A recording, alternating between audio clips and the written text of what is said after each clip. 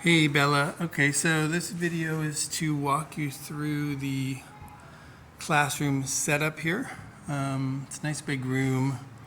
You do have a smart board here, so I'm pretty sure you'll be able to plug in there.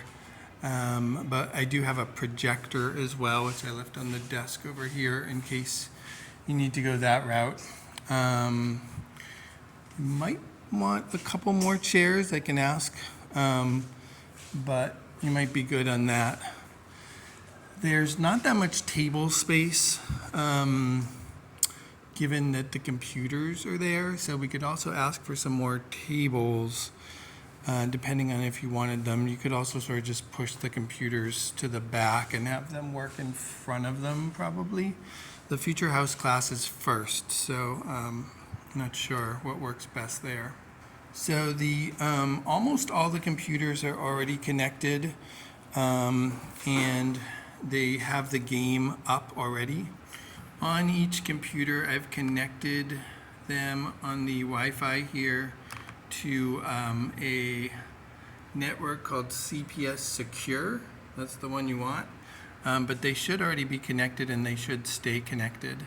There's a password on that which I can give you. But that's what we want is CPS Secure. And then in the Minetest game, the address is already in there. That's all this. And the port should be in there for each computer as well, 56013. So you should be good to go. The only thing the kids need to do is type in their name right there and type in the password, which is OutSchool, all one word in lowercase. And I'll put that here in the board just in case anyone forgets, but it's also in the worksheets in the copies folder.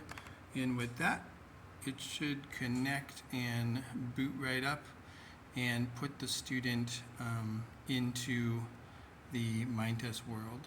It can be a little slow the first time you start up, but if you give it a sec, it will start up like that.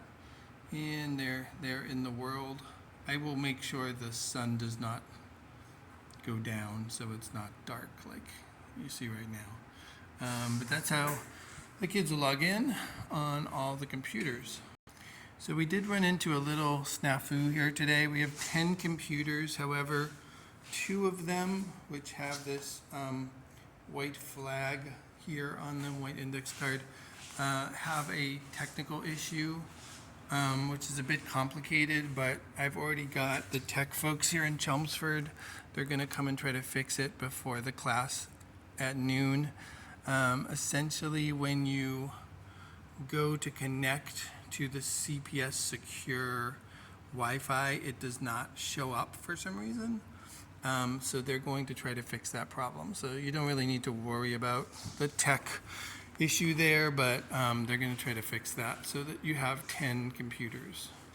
As you may remember, for many years we ran this class with half as many computers as kids, and what they would do is rotate between the various projects off the computers, like the flag and constitutions and currency and so forth.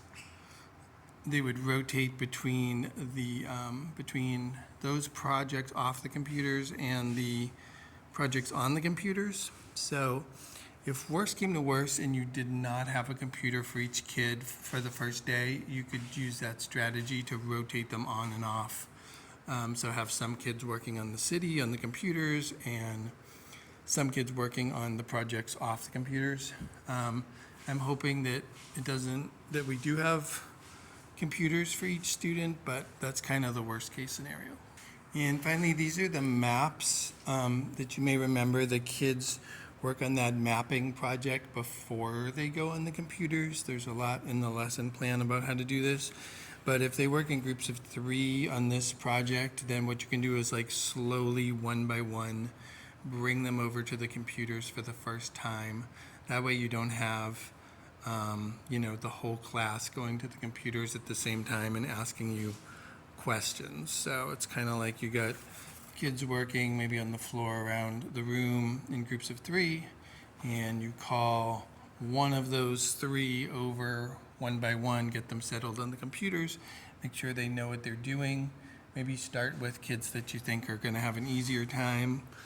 And then once they're settled building their house, you call the next kid over and the next kid over, and that's probably the best way to get them on the computers for the first time. So, but just again, there shouldn't be much of a problem for the kids logging in because all the computers have this address in there already, the port number, so all they got to do is put name, Outschool, and log in, and they should be good to go.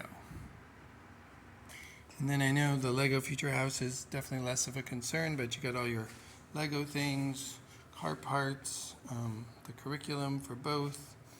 In the MetroCraft, you've got that, login info in case you need it, all the Legos, markers, and so forth. So you should be good. I will also be down in Boston on Tuesday, so if for some reason I needed to drop more stuff off, I could, but hopefully you'll be all right. So, yeah, let's see if we can check in on Sunday, just to make sure you feel totally confident with this, and I will also give you an update on what they tell me about these 2 flagged computers where they need to fix the Wi-Fi. All right, thanks.